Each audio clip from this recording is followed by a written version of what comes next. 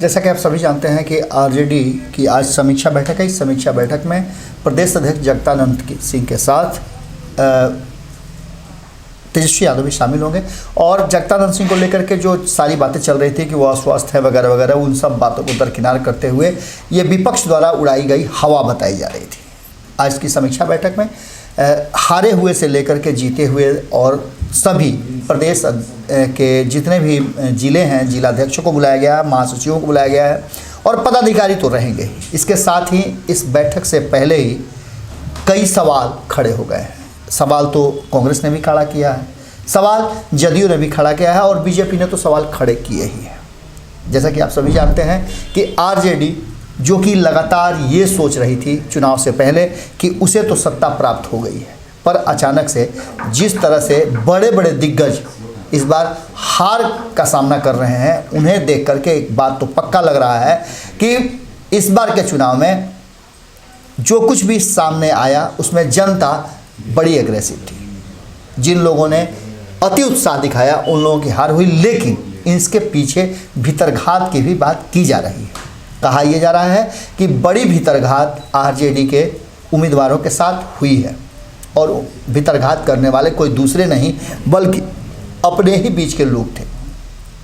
चुनाव से पहले जो कुछ भी हुआ वो आपने देखा, किस तरह से आरजेडी के एमएलसी और कई विधायक सहित भारी संख्या में लोग जदयू ज्वाइन कर लिए और इसको लेकर के जदयू काफ़ी उत्साहित थी, जिसका खामियाजा और फायदा दोनों देखने को मिला। खामियाजा जहां आरजेडी को झेलना पड़ा, वहीं जदयू को इसके फायदे भी हुए हैं और फायदे के साथ साथ नुकसान भी नज़र आ रहे हैं। इन फायदे नुकसान के दरमियान एक बात तो पक्का हो गया कि जो रास्ता उस शीर्ष सीढ़ी की तरफ लेके जा रहा था, सत्ता की सीढ़ी के अंतिम पायदान तक लेकर के महागठबंधन को जा रहा था, उसमें विराम लग गया और अब उसकी समीक्षा होनी है। इस समीक्षा से पहले जिस तरह से आपको पता है कि अब्दुल बारी सिद्दीकी नाराज चल रहे थे अपनी हार को लेकर के, जहां रितु जायसवाल भी काफ़ी चिंतित नज़र आ रही थी। उन्होंने कहा कि हार के पीछे हमारी तैयारियों में कमी नहीं थी बल्कि भीतरघात हुए हैं। और वहीं विजय प्रकाश, शक्ति यादव, ये सारे लोग जो हार गए हैं, अब्बू दुजाना की बात करें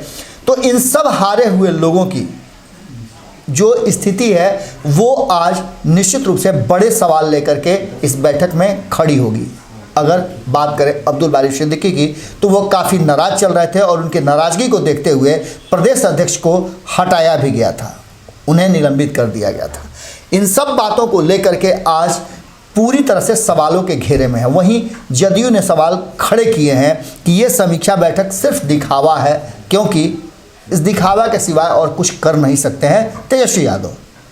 साफ तौर पे आरजेडी के इस हमले के बाद, अभी तक आरजेडी पर इस हमले के बाद कोई सवाल नहीं हुआ है और न ही इसके जवाब आरजेडी ने दिए हैं, लेकिन जदयू इस समीक्षा बैठक को लेकर के अपने तरफ से बयान देना शुरू कर चुकी है। राजीव रंजन ने साफ तौर पे इस बैठक को सिर्फ दिखावा बताया है, क्योंकि जिस तरह से आरजेडी में सब कुछ हो रहा है और तेजस्वी यादव अपनी मनमर्जी की कर रहे हैं, वो पार्टी संगठन से अलग की बात है।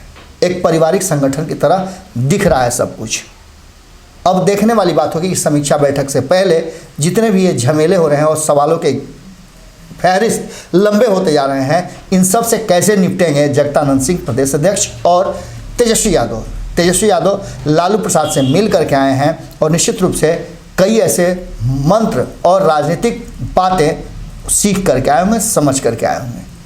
देखना होगा कि इस बैठक के बाद क्या कुछ निकल करके आता है। जुड़े रहें भारत लाइव के साथ, खबरों का सिलसिला लगातार जारी है। भारत लाइव पूरी तरह से नज़र बनाए हुए हैं। हम लगातार आपको दिखा रहे हैं अलग अलग नेताओं के आरजेडी के बयान जो इस बैठक में शामिल होने जा रहे हैं। नमस्कार। अगर ये वीडियो पसंद आई और वह बिहार के राजनीति और बिहारियत से सरोकार रखेनी तो सब्सक्राइब बटन दबा के चैनल के सब्सक्राइब कर ली। ओजे एगो घंटी बा, ओकरा बटन दबा देला से कुल सटीक और मारक खबर रुआ मुफ्त में मिल जाई। अगर रुआ पत्रकारिता के हमनी के नया प्रयोग में सहयोग कर चाहतानी तो ज्वाइन बटन दबा दी। पेटीएम नंबर नोट कर ली 9386816700। धन्यवाद।